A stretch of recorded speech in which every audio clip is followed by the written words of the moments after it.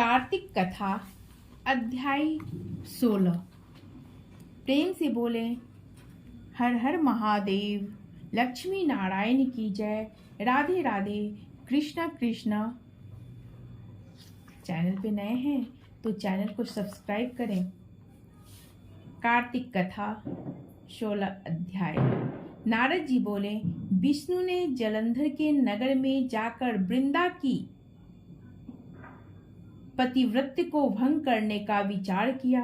विष्णु की माया से वृंदा ने स्वप्न में अपने स्वामी जलंधर को भैंस पर चढ़े तेल लगाए, नंगे शरीर काले पुष्पों के आभूषण पहने हुए राक्षसों के साथ सिर मुड़ाए अंधकार के बीच दक्षिण दिशा को जाते देखा।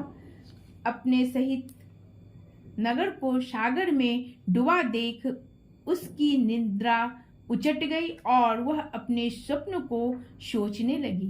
निकलते सूर्य को छेदों से युक्त अशोकांतिहीन देखा तो अनिष्ट जानकर वह डरकर विलाप करने लगी। गोपुर अटारी में कहीं भी उसको सुख नहीं मिला।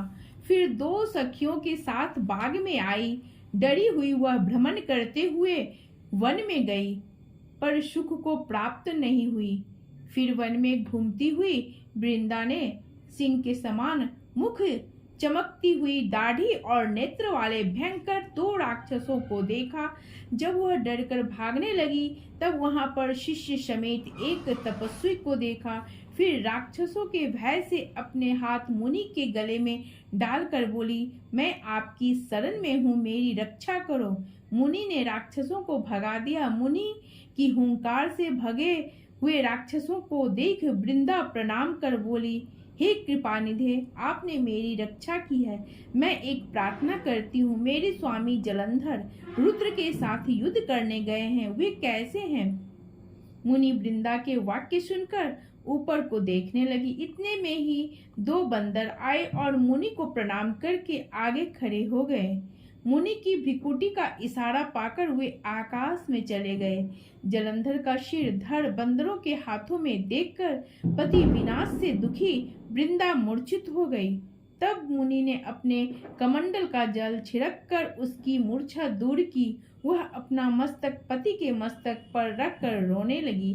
प्यारे, अपने मधुर वचनों से आप मुझको आनंद देते थे, सो आज क्यों नहीं बोलते? विष्णु समेत देवता, गंधर्व तथा त्रिलोकी को जीतने वाले आपको आज कैसे मार दिया गया? नारद जी बोले, वृंदा उस समय रोकर बोली, हे कृपानिधे, आप मेरे पति को जीवित कर दो, आप समर्थ हैं।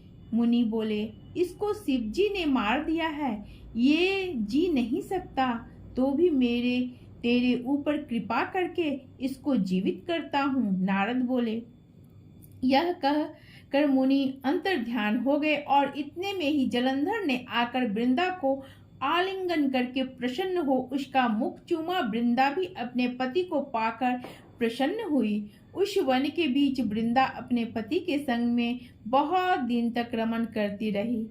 एक दिन रति के अंत में वह विष्णु को पहचान गई। तब वृंदा विष्णु को धमका कर बोली, दूसरे की स्त्री का संग विषय करने वाले, तुम्हें और तुम्हारे शील को धिक्कार है।